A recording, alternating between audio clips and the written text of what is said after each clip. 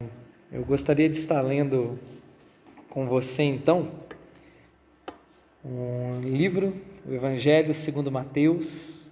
Então, no Evangelho de Mateus, nosso primeiro livro do Novo Testamento, Mateus capítulo 1, a partir do verso 18, a partir do versículo 18, então, Mateus capítulo 1, verso 18 em diante, até o fim do capítulo. É uma passagem, mais uma vez, extremamente conhecida, extremamente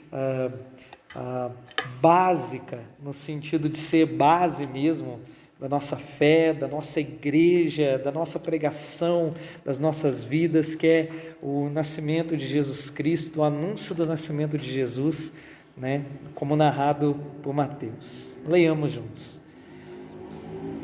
O nascimento de Jesus foi assim: Maria, sua mãe, estava comprometida para casar com José. Mas antes de se unirem, ela se achou grávida pelo Espírito Santo. José, com quem Maria estava para casar, sendo um homem justo e não querendo envergonhá-la em público, resolveu deixá-la sem que ninguém soubesse. Enquanto ele refletia sobre isso, eis que lhe apareceu em sonho um anjo do Senhor, dizendo: José, filho de Davi, não tenha medo de receber Maria como esposa, porque o que nela foi gerado é do Espírito Santo. Ela dará à luz um filho, e você porá nele o nome de Jesus, porque ele salvará o seu povo dos pecados deles. Ora, tudo isso aconteceu para se cumprir o que tinha sido dito pelo Senhor por meio do profeta. Eis que a virgem conceberá e dará à luz um filho, e ele será chamado pelo nome de Emanuel. Emanuel significa Deus conosco. Quando José despertou do sono, fez como o anjo do Senhor lhe havia ordenado e recebeu Maria por esposa. Porém, não teve relações com ela, enquanto ela não deu à luz um filho, a quem pôs o nome de Jesus. Até aí a leitura da palavra de Deus. O momento onde nós estamos na história da redenção, na história de Jesus, é bastante conhecido. Na verdade, por enquanto, na história mais de seus pais aqui na terra. Sua mãe, seu pai adotivo José, né? E o versículo 18 nos dá todo o contexto que nós precisamos para compreender esse momento onde o personagem principal para nós, né, vai ser José. Na narrativa de Mateus, nós vemos o anúncio do nascimento de Jesus, né, sua concepção milagrosa pelo Espírito Santo a partir dos olhos de seu pai adotivo, de José. E nesse contexto, José ele encontra sua ainda não esposa, né, ainda noiva, Maria, grávida de maneira completamente miraculosa, grávida de maneira completamente, talvez estranha para os olhos daqueles que não saberiam o que havia se passado, não compreendiam o que havia acontecido. Maria teve um filho que foi concebido pelo Espírito Santo. Ela estava e era virgem nesse momento, né? Por todos os meios, né, naturais, ela não poderia estar grávida, mas quando José olha para ela, ela já apresenta, né, a sua barriga ali, os sinais da sua gravidez. Ela está grávida pelo Espírito Santo, diz o verso 18. Ela estava para se casar com José. Nós precisamos entender, então, né, o que significa, né, para José e Maria esse momento de noivado deles, né? Na cultura judaica, isso significava praticamente que eles já estavam casados. O pastor uma vez disse, eu gostei muito do jeito que ele descreveu, né, o noivado judaico, ele é um casamento sem nenhum dos benefícios de um casamento, só a completa firmeza desse relacionamento estava presente, a completa definição ali. Aqueles dois já tinham que cumprir essa união, essa promessa de permanecerem juntos, né? Eles já estavam como num casamento, porém sem nenhum dos benefícios. Eles não tinham relações, eles não moravam juntos na mesma casa, porém já tinham essa aliança. Isso já estava feito como se fosse num casamento. Não dava para simplesmente desfazer o noivado de qualquer forma, né? Desfazer o noivado já era um divórcio, né? Já era necessário que houvesse um contrato de divórcio de ambas as partes. Então a responsabilidade do casamento estava presente no noivado judaico, mas não aquela parte mais benéfica, né? O viver juntos, o convívio juntos, eles ainda não tinham esse nível, né, de relacionamento. Mesmo assim, Maria está grávida do Espírito Santo. Enquanto lá em Lucas capítulo 1 nós vamos ver como foi a visão de Maria de receber essa notícia, agora nós vemos José. E o tema da nossa mensagem hoje, o tema desse nosso estudo da Bíblia, desse nosso olhar para a Bíblia, é o exemplo de José. Como essa narração nos é contada, nós vamos ver 3 momentos que se passaram com José aí, que nos dão bons exemplos de como agir ainda hoje. Então, o primeiro exemplo que nós temos de José é um homem que pensa nas suas atitudes. O versículo 19 diz: José, com quem Maria estava para casar, sendo um homem justo e não querendo envergonhá-la em público, resolveu deixá-la sem que ninguém soubesse. Eu não sei você, mas geralmente toda vez que eu passo por esse versículo aqui, ele não me dá um nó na cabeça, mas eu sempre quis entender qual é essa balança. José era um homem justo e não queria envergonhá-la, portanto prefere deixá-la, porque deixá-la seria melhor para ela, seria menos vergonhoso do que assumir esse relacionamento, né? Será que José estava pensando só nele mesmo? Será que José estava com dúvidas de que o filho que Maria estava para ter era de fato do Espírito Santo? Talvez Maria o tivesse traído, talvez Maria tivesse sido infiel. Quando a gente vai ver os estudos nesse texto aqui, as possibilidades podem girar em torno disso aí. Talvez José não estivesse muito firme nisso, mas o texto nunca disse para a gente que é isso que aconteceu. O que a gente pode entender da justiça que José quer aplicar aqui, né, sendo um homem justo e que não queria difamá-la, não queria envergonhá-la em público, é que fazer esse divórcio mais escondido, que não seria público, não seria levado diante das autoridades, né, mas seria uma carta de divórcio possível. Lá em Deuteronômio 22, a lei determina que uma mulher que foi infiel, né, no seu noivado já, é punida com morte. Tanto ela, tanto aquele com quem ela foi infiel muitas vezes.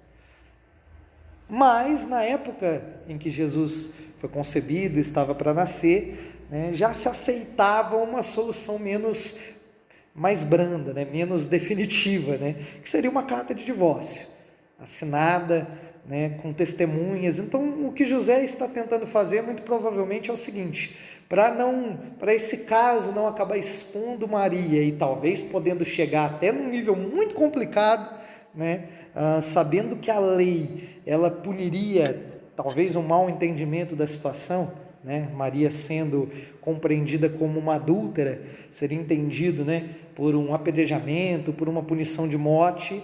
Talvez seja melhor com que a gente desfaça esse casamento, né, que ainda nem foi consumado, que ainda nem chegou a ser celebrado, mas é só um noivado, passar uma carta de divórcio, às escondidas mesmo, arruma 2 testemunhas, assino, vou embora. Assim Maria fica livre das obrigações e ninguém vai difamá-la. Talvez seja isso que está passando pela cabeça de José. Mas o que eu gosto muito, que Mateus relata no verso 20, é que José ele recebe a visita do anjo e é orientado a não tomar essa atitude enquanto ele refletia sobre isso. O termo que é traduzido aqui, a gente lê como refletia, pensava sobre isso, meditava sobre isso, é exatamente isso. José, ele não acelera o passo, José ele não toma uma atitude apressada, sem pensar demais. Provavelmente, porque não, ele pode até ter discutido isso com a própria Maria. Isso não está escrito no texto, é claro, mas o que dá a entender aqui é: José não está correndo, não está colocando, como a gente diz, né, o carro na frente dos bois. Ele para pensar. Ele não toma uma atitude sem refletir sobre isso, sem meditar bastante sobre qual deve ser a verdadeira decisão a se tomar. Ele é um homem justo, ele não quer envergonhar essa mulher. Nesse momento, o que parece mais prudente é deixá-la, é firmar um divórcio secreto, porém, ainda assim, José não saiu correndo para fazer isso assim que recebeu a notícia. José não se apressou para fazer isso assim que ele viu a barriga de Maria começar a despontar e a gravidez começar a se tornar visível para aqueles que estavam em volta. José não corre, José para e pensa. José reflete.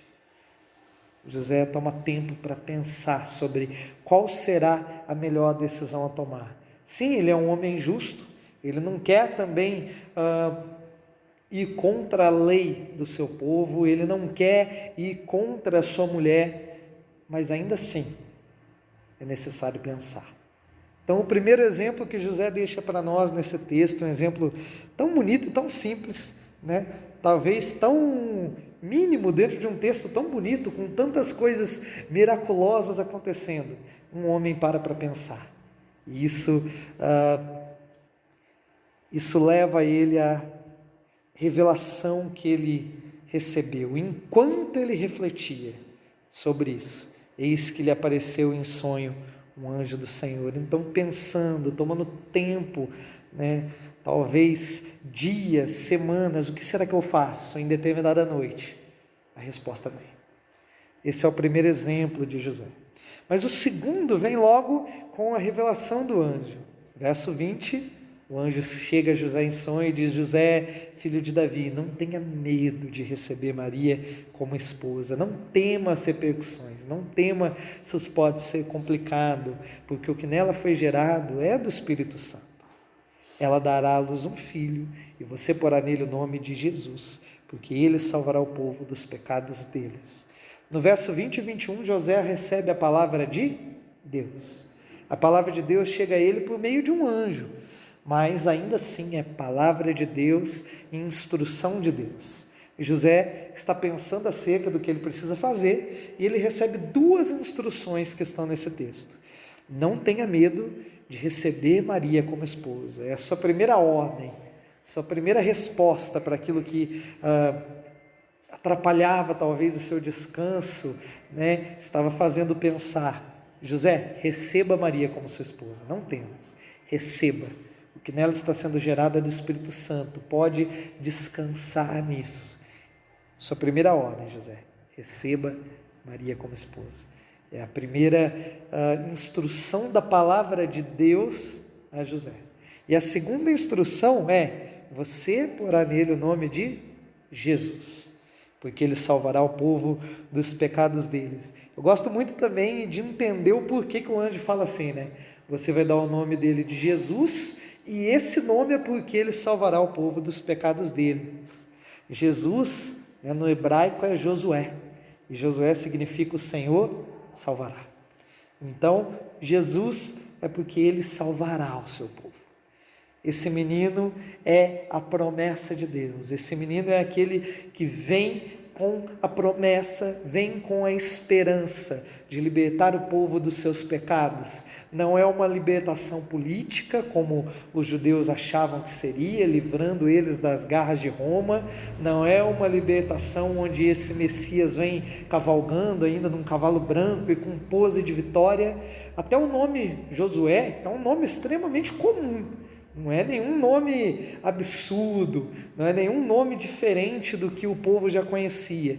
A esperança vem numa manjedoura, a esperança vem num bebê, a esperança vem num Messias que encarna num Deus que se faz homem para salvar o seu povo, não com uma espada, não com uma lança, não com um escudo, mas com as mãos perfuradas numa cruz. E José será aquele que dará um nome a esse Messias. Essa é a ordem que ele recebeu. A segunda ordem: deu o nome nesse menino de Jesus. José então recebe a palavra do Senhor. Esse é o segundo exemplo que José nos dá. Ele ouve a palavra de Deus. Ele ouve a instrução que vem do próprio Senhor para ele, para que ele tome os seus próximos passos. Eu acho muito legal que aqui Mateus ele faz uma inserção.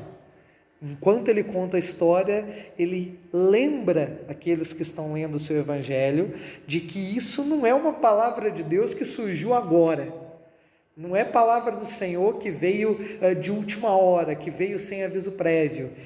Verso 22, ora, tudo isso aconteceu para se cumprir o que tinha sido dito pelo Senhor por meio do profeta. Eis que a virgem conceberá e dará à luz um filho, e ele será chamado pelo nome de Emanuel. Emanuel significa Deus conosco. A palavra de Deus já ecoava todas as instruções que chegaram até José. O próprio povo de Deus, o povo de Israel, já tinha recebido também a palavra de que podia esperar. Um dia a virgem conceberá. A virgem vem da tradução grega, da Bíblia hebraica, né, a Septuaginta, e muito corretamente se aplica nesse texto. Mateus enxerga isso e relembra o seu público, os seus leitores, aqueles que ouviriam a leitura do seu evangelho. Olha o que José está ouvindo agora, o que José e Maria estão recebendo, o que está se passando com eles. O nascimento de Jesus não é um evento que surge do nada, não é um evento que surge sem uma preparação prévia. O Deus que comanda o universo preparou esse momento e já tem nos avisado há muito tempo. Essa não vai ser a primeira vez que Mateus, não vai ser a última vez, não vai ser a última vez que Mateus vai lembrar os seus leitores que a palavra de Deus anuncia Jesus várias e várias vezes até aqui. Então, o nosso segundo exemplo, José não é só um homem que pensa no que faz, mas é um homem que ouve a palavra de Deus. E o terceiro exemplo agora, bem prático, bem perceptível, a partir do versículo 24. Quando José despertou do sono, fez como o anjo do Senhor lhe havia ordenado e recebeu Maria por esposa. Porém, não teve relações com ela, enquanto ela não deu à luz a um filho, a quem pôs o nome de Jesus. Quais eram as duas ordens para José? Receber Maria e nomear o seu filho como Jesus. E nos versos 24 e 25 nós vemos que ele fez isso. Ele cumpriu com aquilo que lhe foi ordenado. Eu acho interessante que aqui já no verso 24 a gente não vê um espaço de tempo. Mateus, ele já, quando José desperta, ele já toma uma atitude. Agora é palavra de Deus, agora é certeza.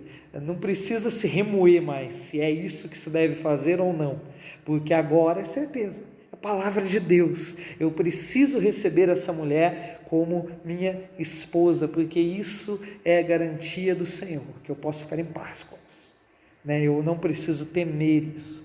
Então as dúvidas de José são sanadas agora, e ele pode obedecer, simplesmente obedecer. Não é preciso mais nada, não é preciso pensar muito além disso, não é preciso completar o que Deus já falou para ele, basta obedecer. Claro, essa atitude, se ele toma ela mais rapidamente, a outra ele aguardou um pouco, dar o nome ao seu filho de Jesus.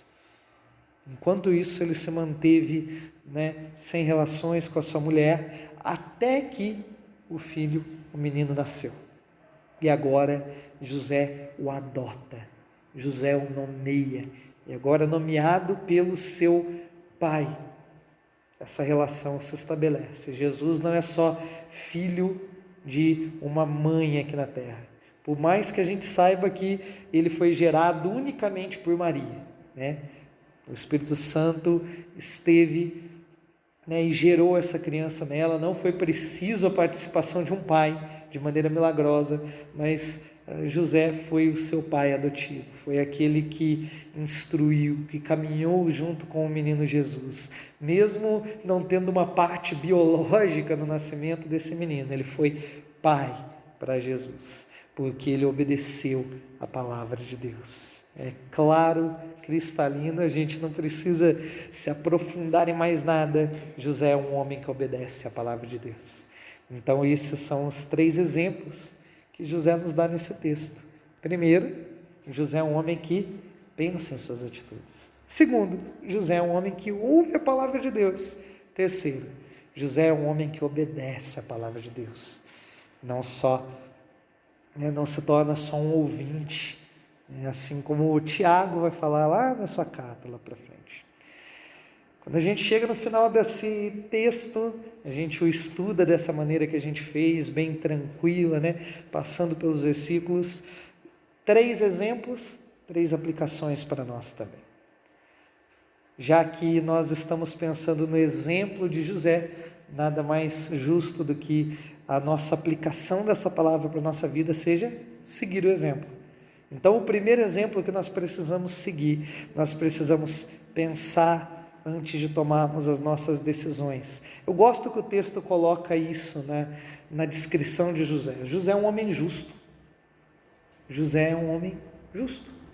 Mas até homens justos podem falhar, se correrem em suas decisões. Até bons homens, até bons cristãos podem tomar decisões apressadas, podem tomar decisões no calor do momento. Até bons cristãos podem tomar decisões que talvez se revelem até pecaminosas, sem perceber. Assim como Davi um dia, do alto da sua casa, viu uma mulher bonita de longe e não pensou 2 vezes, mas a chamou para o seu templo, pediu para que buscasse ela, e a gente sabe que a descrição do pecado de Davi depois é uma nota muito triste, na vida de um homem bom, na vida de um homem segundo o coração de Deus. Porque até homens segundo o coração de Deus precisam pensar, precisam tomar tempo, precisam avaliar o momento em que estão, precisam observar, não podem correr com as suas decisões. Mais uma vez, é um exemplo simples, mas quantas vezes eu, e talvez você também, não se viu num emaranhado de situações adversas, muitas vezes por decisões que você tomou no calor do momento, na pressa, na velocidade. É um falar sem pensar muitas vezes, é um agir sem pensar, é investir num projeto sem o devido planejamento, e de repente nos vemos ali emaranhados em uma situação que não era ideal. Quantas vezes também as situações vão chegar até nós e elas chegam sem aviso. Eu imagino José recebendo essa notícia de Maria, e talvez a sua primeira opção, entrar em pânico, começar a sofrer e falar: e agora? Como assim? A gente nem se casou direito e agora ela já está grávida, não só está grávida, mas está grávida do Espírito Santo, um anjo visitou ela para falar isso, e eu estou no meio dessa situação, Imagine um José que não sabe qual é a sua parte nesse momento, talvez. Agora nós só estamos pensando na situação, Ela está grávida, esse filho não é meu, O que eu vou fazer? Pode ser que quando os nossos vizinhos aqui descobrirem, a situação pode ficar meio tensa, eles vão começar a fazer perguntas, eu não sei se eu vou ter todas as respostas. José pensou. José tomou tempo para pensar. E isso foi importantíssimo, porque ele recebeu de Deus aquilo que ele deveria fazer. Então, nossa primeira aplicação é, assim como José, nos lembrando dele, nos lembrando do exemplo que temos na Bíblia, quando situações surgirem na nossa vida, que será necessário, tomemos tempo para pensar, para ouvir o que Deus tem a dizer sobre isso, até porque esse é o nosso segundo exemplo. Seguindo o exemplo de José, nós devemos ouvir a palavra de Deus. E hoje eu e você não precisamos de um anjo. Hoje eu e você não precisamos que alguém venha e profetize sobre as nossas cabeças, sobre o que nós devemos fazer, pois por mais que isso possa acontecer, eu não estou aqui dizendo que Deus não pode fazer coisas completamente além da nossa compreensão, certo? A palavra de Deus, de maneira como muitos daqueles que vieram antes de nós, de maneira como muitos profetas não puderam ver, nós já temos ela completa em nossas mãos. de início ao fim. Todo o plano de redenção de Deus e a promessa futura já estão nas nossas mãos. Tanto que no finalzinho de Apocalipse está escrito, né? Uma clara advertência para que nada se acrescente a isso. Então o povo de Deus, como povo, né, como cristãos, tem todas as instruções que precisa para todas as situações imagináveis até. Nem todas as instruções são como um livro de leis, né, do nosso país ou do nosso estado, onde muitos casos estão descritos minimamente. Muitas vezes a lei de Deus ela tem princípios que são gerais, princípios que vão ter que se derramar sobre situações específicas da nossa vida. Princípios que vão ter que nos mover em direção à vontade de Deus. Então, se o nosso primeiro exemplo nos motiva a parar para pensar, né, nós podemos ainda tomar tempo, e nesse tempo de pensar, nos voltarmos para a palavra de Deus e ver o que ela tem a dizer para nós. Por isso que é muito importante um relacionamento com a palavra de Deus, um relacionamento com Deus, pois conhecer a minha Bíblia, né, eu não preciso ter ela completa de cor, eu acho isso extremamente difícil, né, decorar. Muitas vezes nós temos alguns versículos decorados, mas é uma bênção a gente ter uma compreensão completa da nossa Bíblia e saber, assim como se ela fosse uma caixinha de ferramentas, quando uma situação aparece na nossa vida, a gente conseguir abrir ela e pegar a ferramenta certa para o momento certo. Então, conhecer a nossa Bíblia é importantíssimo para quaisquer situações que a gente passa na nossa vida pessoal, na nossa vida, no nosso trabalho, na nossa escola, na nossa igreja, principalmente, né, como cristãos unidos, né, sempre meditando na palavra de Deus juntos e tomando decisões de acordo com ela. Então, esse é o nosso segundo exemplo. E o terceiro, mais uma vez, é obedecer, né? Receber Jesus é receber também a sua palavra. Ele veio a nós, Ele nos ofereceu o perdão, Ele nos ofereceu o seu amor, Ele nos ofereceu a sua misericórdia, mas Ele também nos oferece uma cruz que nós devemos carregar. Ele também nos oferece um conjunto de instruções maravilhosas que são capazes de colocar o chão debaixo dos nossos pés em muitas situações. O primeiro grande sermão que Mateus vai nos apresentar é o Sermão do Monte, e quão maravilhoso é a gente ver o Sermão do Monte e perceber o quão prático Jesus é muitas vezes. Quantas instruções Ele tem para nos dar sobre como tratar o nosso irmão, como nos manter castos e puros dentro do nosso relacionamento conjugal, tomando cuidado com os nossos olhos, tomando cuidado com a forma que nós tratamos o próximo, tomando cuidado com a forma como nós exercemos justiça, né? Jesus, Ele talvez seria taxado como extremamente religioso, talvez extremamente, legalista, por um sermão tão cheio de instruções. Mas fato é que as instruções são bênção na nossa vida. E nós precisamos obedecer essas instruções. Muitas vezes, isso é uma meditação muito particular minha, mas eu penso que esperamos, talvez, muitos estão esperando por uma experiência, extraordinária para daí sim seguir os passos de Jesus. Muitos estão aguardando por experiências sobrenaturais, místicas, mágicas, para serem transformadas.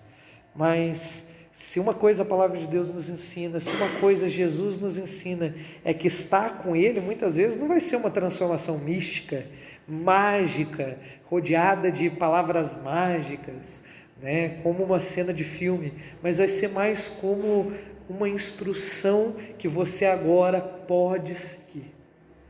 Você hoje, pela graça de Deus, pode obedecer a Deus de maneira que sem essa graça você nunca poderia. Sem o toque do Espírito Santo do coração, no seu e no meu coração, talvez nós nunca poderemos obedecer tanto a Deus como agora. Então, muitas vezes o que Jesus está nos dizendo é: tome a sua cruz, persiga a justiça, persiga as minhas instruções, persiga a minha palavra. Muitas vezes nós esperamos que o sentimento do nosso coração nos dê liberdade para perdoar, para amar. Enquanto meu coração não sente o momento certo para perdoar, eu não perdoo. Mas a instrução nunca foi para que a gente esperasse muito do nosso coração. Nosso coração muitas vezes é enganoso. Nosso coração muitas vezes vai nos encaminhar para lugares errados. Os nossos olhos muitas vezes vão ver aquilo que não devemos ver. Nossa boca muitas vezes vai querer falar palavras que não devemos falar. E nesse momento nós devemos ser intencionais em perseguir a palavra de Deus, em fechar os nossos olhos quando aquilo que não devemos ver se coloca diante de nós, em fechar a nossa boca quando o nosso pensamento nos leva a palavras torpes, em perdoar, mesmo quando o coração não sente a vontade para isso. É duro, é difícil, mas é libertador. Essa é a palavra de Deus, e ela não vem para a gente como, se você sentir isso no seu coração, daí sim você pode perdoar, né? Muitas coisas não vêm assim para nós, muitas coisas vêm, o seu coração pode estar duro, machucado, magoado, mas ainda que você tenha recebido esse tapa, você vai ter que dar outra face. Ainda que o seu inimigo tenha feito você caminhar com ele 1 milha, você vai ter que carregar, você ande mais uma. Não porque você sentiu no seu coração que isso é algo que você deve fazer, porque o seu coração está disposto, porque muitas vezes o meu coração e o seu não vão estar dispostos a obedecer a Deus. Muitas vezes o nosso coração será completamente contrário a isso. Muitas vezes as situações em volta vão nos provocar para isso, pois não podemos nos esquecer que estamos num mundo onde temos inimigos. O mundo, a carne, o diabo estão todos contrários a nós, desde dentro do nosso próprio coração até as situações que estão ao redor de nós. Nesses momentos, Jesus está dizendo que nós podemos perseguir a justiça. Mesmo que nós tropecemos e caiamos, não se desespere. Você tem um advogado justo e fiel ao seu lado, você tem o Espírito Santo que é o seu auxiliador, para, mesmo que você ao olhar para as ondas afunde.